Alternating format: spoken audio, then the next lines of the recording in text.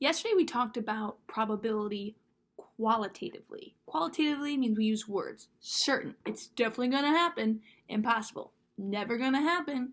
Equally likely, we have an equal chance. Today we're going to actually put a number on a probability, the likelihood of something happening, and we're going to do that and we're going to call it quantitatively. So we're going to actually put a number or a fraction on that. Now, let's check out our little diagram to help us understand these words. Now, first things first. If something has 0% chance of happening, this is what we're going to call impossible. It can literally never happen. Impossible. If something has a 100% chance of happening, it is certain. It is going to happen. In between 100 and 0, we have 50%, or like a half. This is going to be equally likely. It has an equal chance of happening and an equal chance of not happening. When you think of equally likely, the biggest thing I want you guys to think of is flipping a coin. Well, bam! So, we're going to actually do that right now. If I flip this coin, you're going to actually call it. Do you think it's going to be heads? Do you think it's going to be tails? Here we go. Call it in the air. It is a head. You called head, very nice. But it easily could have also been a tail. It's equally likely. There's a 50% chance that it's a head. Yay! There's a 50% chance that it's a tail. That was my tail. I don't know. Now, flipping a coin, the probability of flipping a coin and getting a specific thing is 1 out of 2. Let's check it out. There are 2 options of what can happen. Head, tail. That's it.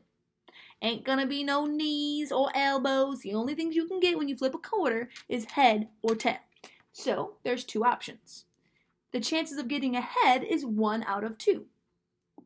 This is the fractional probability of flipping a coin and getting a head or getting a tail. 1 out of 2.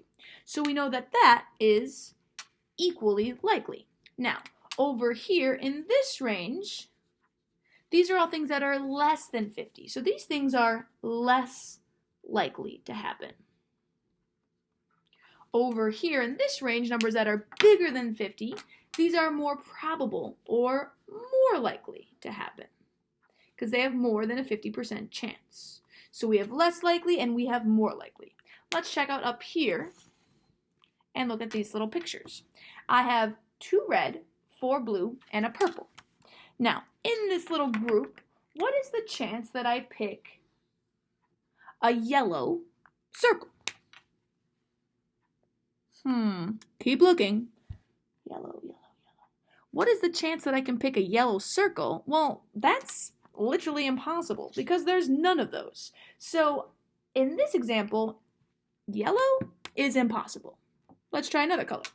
What is the chance that I pick purple? Well, we can see that you can pick purple, but it's not very likely because there's a lot of other colors. So purple is going to be less likely. Let's actually figure out our fractional probability. How many are purple? Only 1. How many are there total? 1, 2, 3, 4, 5, 6, 7. So the chances of getting purple are 1 out of 7 because there's 1 purple out of 7 total circles. Let's try red. I feel a little bit better about red because there's some more red, but still there's a lot more of another color. So again, red is going to be less likely. It's going to be between 0 and 50%. So if I look at red, I see 2 out of 7. 7 is still the denominator because there's still 7 total options. Over here, the denominator was 2 because there's only 2 options, head or tail. Now for my blue color, if I check that out, 1, 2, 3, 4. Aha! There are 4 out of 7. The blue is more likely because there's more blue than any other color, and there's actually 4 blue to only 3 total reds and purples. So blue down here is going to be more likely because it's above 50%.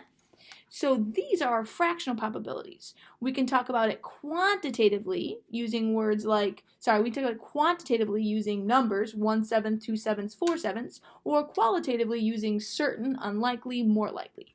One cool thing about this, if you add 1/7 plus 2/7 plus 4/7, you'll get 7 out of 7. And that should make sense because there's 7 total circles and they are red, blue, or purple.